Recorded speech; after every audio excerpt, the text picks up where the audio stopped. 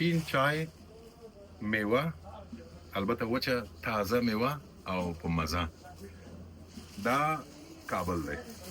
سلامونه، جوړ په خیر. سره ومو پېژندل اوس که نه چې زه په خپله یم او په کابل کې یم. په کابل کې هم د وچې میوې په مارکیټ کې یم. دا خلک چې دي دا وچه میوه ګورئ څومره ډېره د ښکاري داسې په خروارو پرته ده او له دې نه هم دوی د داسې ځای نه راوړي چې هلته بیخي په خروارو ده د عمده یې راوړي او دلته بیا تقریبا موږ لپاره خو دا هم عمده دي. دا ګورئ دا ته وګوره نو دا ته فکر کوې چې عمده نه ده همداسې ده. دا ګورئ دا ټول شیان. راځئ چې د اصلي سړي نه پوښتنه وکړو چې دلته دا یې کار ده. نو ستړی مه شې. جوړ په خیر. نو اول خو دې ځان راته وښیه.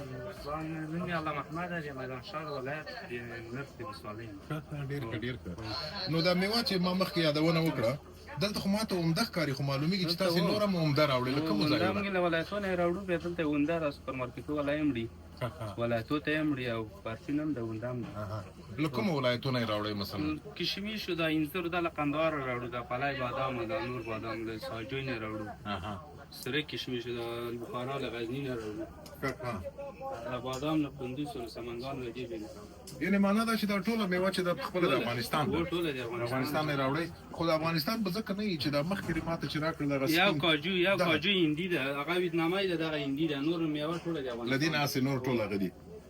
دغه اخواته د زردالو مثلا و زردالو قندهار نه راځي، بادام څه ورته وایي چهارمغز دغه غوربان دي، دا پکتیا دي. ښه معنا دا چې ټول افغانستان پکې دی او افغانستان دې ژوندی وي چې دغسې خوږې میوې دلته راوړي او دلته بیا موږ له چایو سره یې خورو او خوند ترې اخلو. وطن مو به یادوو که نه په خارج کې خو دا ولې دغه د پخپله په وطن کې یو ځای مو خالي دی ملګرو د یوه آزاد او آباد افغانستان په هیله چې میوې پکې ډېرې وي، میوې وي، خوږې وي او مزې وي.